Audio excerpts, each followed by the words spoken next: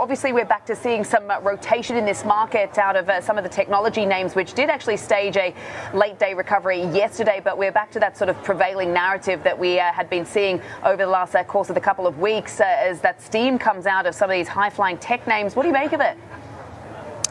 Well, I think it puts a lot more of onus on Micron to deliver tonight. I mean, if you look at kind of what the market's done post Oracle and Broadcom last week, it's been a lot of choppy trading. And so what we've seen specifically in the technology sector is that there's been, as you mentioned, Sam, kind of that rotation. And who's benefited? It's been the cyclical names, it's been financials, it's been industrials, it's been discretionaries. That's where we're starting to see a lot of that investor flow.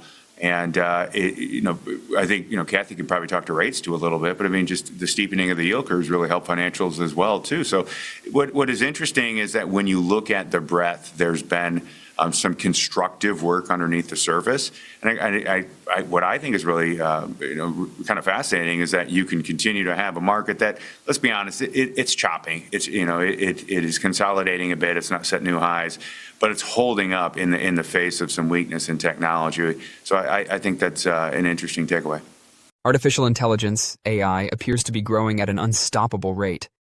On an effort to keep ahead of the competition, IT businesses are nevertheless investing heavily on new goods and services. With a current market valuation of almost $4.2 trillion, chipmaker Nvidia is the most valuable corporation in the world thanks to its expansion. The tech behemoth has experienced fast growth in both sales and profits.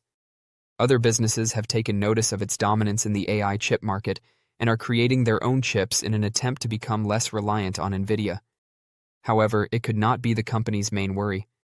CEO Jensen Huang feels that if regulations are implemented incorrectly, they could burden not just Nvidia but the entire industry. The development of AI makes it abundantly evident that stringent rules are required. Popular chatbot operators are being sued for a variety of offenses, such as copyright violations and inadequate user protections. Rarely, users who are thinking of ending their lives have interacted with dubious chatbots. In at least one instance, ChatGPT was accused of encouraging a distressed user to carry out the act rather than offering guidance on how to get assistance. Furthermore, this is not a singular occurrence. The details of any AI regulation are still up in the air. However, the regulations may have a significant impact on AI's growth prospects if they become complex or differ by state. We need to make sure that the United States advances AI technology as quickly as possible, and state-by-state regulation would bring this industry to a halt and create a national security concern, Huang told reporters on Capitol Hill earlier this month, following a meeting with President Donald Trump. According to Huang, Trump supports the establishment of a federal standard that would provide for more uniformity and clarity. On December 11th, Trump issued an executive order that allegedly mandates nationwide, rather than state-by-state, implementation of AI legislation. Such an order's legitimacy is probably going to be contested. Even while tech firms like Nvidia would support laws that would enable them to keep expanding quickly, some degree of regulation is unavoidable. Investors purchasing AI stocks should be mindful of this uncertainty, since it might have a substantial influence on the industry's short and long-term growth prospects, depending on how complex and limiting it turns out to be. 3 years have passed since OpenAI's ChatGPT first appeared in 2022, which caused a spike in the stock market and Nvidia's sales. The company was having trouble expanding 3 years ago, and then everything changed dramatically. The demand for Nvidia's state-of-the-art AI chips surged. Additionally, even though its growth rate has decreased over the past 12 months, it is still high at more than 60%. Nvidia must continue to grow at a rapid pace in order to maintain its high valuation. Even though the company is now trading at a price-to-earnings multiple of 43, investors are still optimistic due to the anticipated future growth. Taking analyst growth predictions into account, the stock's price-to-earnings growth (PEG) ratio of about 0.7 indicates fair value. However, Nvidia can start to appear like a far more costly stock to hold if those expectations are lowered as a result of additional regulation. Nvidia's stock has increased by 30% from the beginning of the year as of today's trading session. Despite its high price, the stock is nevertheless the subject of a lot of excitement. Nvidia can still be a wise purchase if you're a long-term investor who plans to wait a few years. Nonetheless, It's critical to take into account the short-term dangers and uncertainties associated with AI and the economy. Although the road ahead is probably going to be rough, Nvidia is still on course for significant future development as it is emerging as a leader in the industry. Purchasing the stock at current levels can still make a lot of sense, but you should also prepare for the risk of a short-term decline.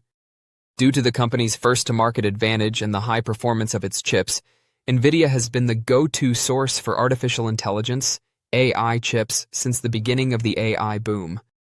As a result of all of this, earnings have increased dramatically, with revenue and profit hitting all-time highs and share prices rising by an astounding 900% in just 3 years. It's not just Nvidia, though, in the fascinating field of AI. Other chip designers, like Broadcom, and even some of its own clients, like Amazon, who have created their own processors, compete with it. However, one name stands out as possibly the greatest challenge to Nvidia's hegemony: advanced micro devices, a business that has been rapidly expanding with new, powerful chips and alluring prices. Additionally, Nvidia estimates that spending on AI infrastructure might exceed $4 trillion in the upcoming years, making this a potentially pivotal time for semiconductor companies. Which of these two AI chip creators will spearhead computing in the upcoming 10 years? Let's investigate. Let's start by talking about Nvidia's rise to prominence and how it has so far been able to remain ahead of competitors. As previously said, Nvidia was the first company to enter the market with their supercharged graphics processing units, GPUs, which are AI chips that power the most important AI operations, such as inferencing and training.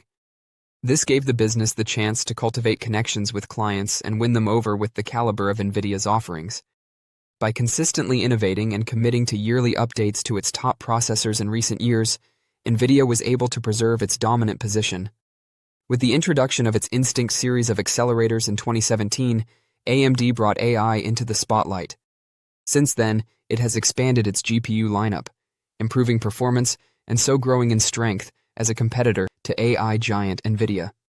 The company's revenue increased by 36% to a record $9.2 billion in the most recent earnings report. Lisa Su, the CEO, stated that the company's quarterly performance and outlook for the upcoming quarter were a clear step up in our growth trajectory. Gains during that time were driven by data center clients' demand for the company's EPYC CPUs and Instinct AI accelerators. It's also noteworthy that AMD and OpenAI recently inked an agreement for the deployment of 6 gigawatts of AMD GPUs, with the first gigawatt scheduled to launch in the second half of the following year. Additionally, OpenAI and Nvidia have an agreement for the deployment of 10 gigawatts of Nvidia GPUs. Even while AMD has made significant progress in a short amount of time and will undoubtedly continue to receive a lot of orders for its GPUs, I don't think the firm will overtake Nvidia and lead computing in the upcoming 10 years. Here's why. With GPUs, high-performance networking hardware, software, and platforms tailored to particular sectors like robotics, autonomous cars, and healthcare, Nvidia has genuinely established a vast ecosystem in the field of artificial intelligence. Additionally, Nvidia created capabilities within those industry platforms to assist users in achieving their objectives. Although AMD also provides a wide range of goods and services, its offerings are not as extensive as those of its larger rival. All of this puts Nvidia in a stronger position to dominate computing for the next 10 years, but AMD will still profit from the next stages of AI development. AMD has seen a surge in demand in recent quarters, and its processors and systems are powerful and reasonably priced. Large chip buyers such as Amazon purchase GPUs from a number of chip designers in addition to Nvidia. Amazon Web Services continues to collaborate closely with semiconductor partners like Nvidia, with whom we continue to place very large orders, as well as with AMD and Intel, according to Amazon CEO Andy Jassy during the company's most recent earnings call. All of this suggests that AMD may have a lot of exciting times ahead of it, but given the empire Nvidia has meticulously cultivated over the years and its dedication to innovation, I anticipate that this AI behemoth will continue to drive the AI revolution. Sky-high addressable markets are one of the few things that attract Wall Street investors' attention, and artificial intelligence, AI, is a good fit. According to PwC experts, artificial intelligence, AI, could boost the world economy by $15.7 trillion by 2030, which would benefit a wide range of businesses. The emergence of AI has benefited numerous businesses, but none have embodied this technological transformation more than Nvidia and Palantir Technologies. Palantir's stock has soared by almost 2,760% since the start of 2023, while Nvidia recently became the first publicly traded business to reach the $5 trillion milestone. If there is a lesson to be learned from Wall Street's past, it is that when things appear too good to be true, they frequently are. This could be worrisome news for this dynamic AI team in 2026. Before focusing on 2026, let's examine how Nvidia and Palantir came to be considered the most well-liked AI stocks on Wall Street. Both businesses are distinguished by their sustainable moats. It all comes down to Nvidia's graphics processing units, GPUs.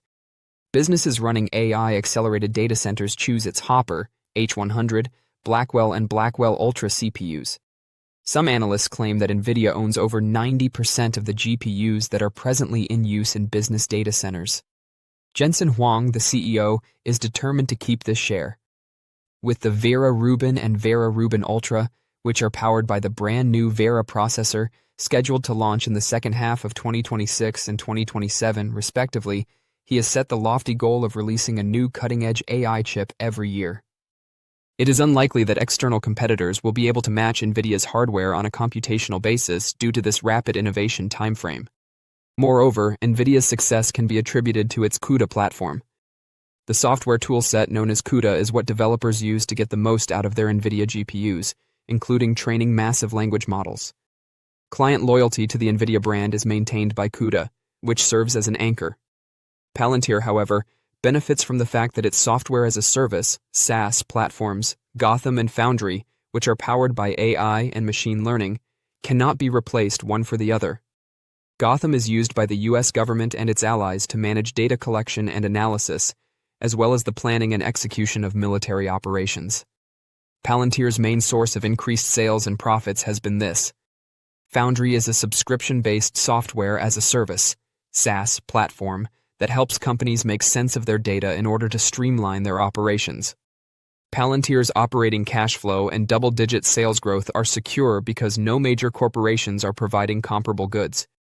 History indicates a higher likelihood that the bubbles for both equities may collapse in 2026, despite the fact that these competitive advantages are indisputable. Some of the most popular movements on Wall Street changed the game over time. The internet, for example, completely changed how companies advertise and sell their goods. If next big thing technologies have one thing in common, it's that they require time to develop and mature. The internet, genome decoding, nanotechnology, 3D printing, blockchain technology, and the metaverse all had enormous potential, yet each of these highly anticipated technologies saw an early-stage bubble burst. Investors overestimate how soon new technology will be widely adopted and optimized by companies and/or consumers, which is why bubbles burst. One could argue that the dot-com boom and the emergence of AI are not comparable, and to some degree, this is true. In the late 1990s and early 2000s, the majority of internet-driven companies lacked a solid operating division. As a result, investors were paying unimaginable prices for enterprises that were losing money and burning cash.